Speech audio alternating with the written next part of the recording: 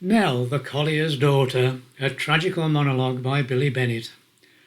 Nell was a collier's daughter, innocent, sweet 17. Shall I tell you the story of Nellie? Yes, tell it us, Steve, if it's clean.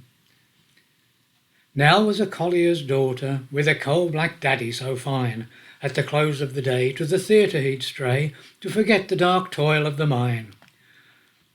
Once he sat in the gallery with some of the lads. They started to quarrel a bit. It wasn't his shift, but they gave him a lift, and the collier went down in the pit. Years have rolled on since that happened. Time soothed the widow's pain. One morning she met a diver, and the girl's mother married again. Nell was a diver's daughter. He used to dive under the ships. He'd walk on the bed of the ocean and tread on the fishes and chips. But the mother and he could never agree, and they quarrelled for hours and hours. Once he called her a dog, so she picked up his clog. And then came a coach filled with flowers. Years have rolled on since that happened. Time soothed the widow's pain. One morning she met a plumber, and the girl's mother married again.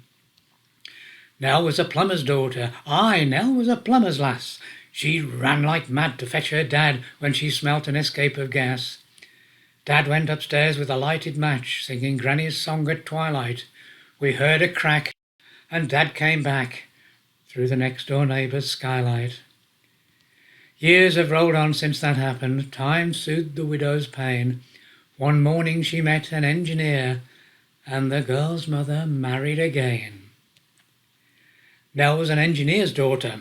She once took his midday meal. He was oiling a shaft, and she stood and laughed when his boko got caught in a wheel. He was picked from the ground, whirled round, and poor Nell started shrieking. He came down with a smack on the flat of his back, and his oil can started leaking.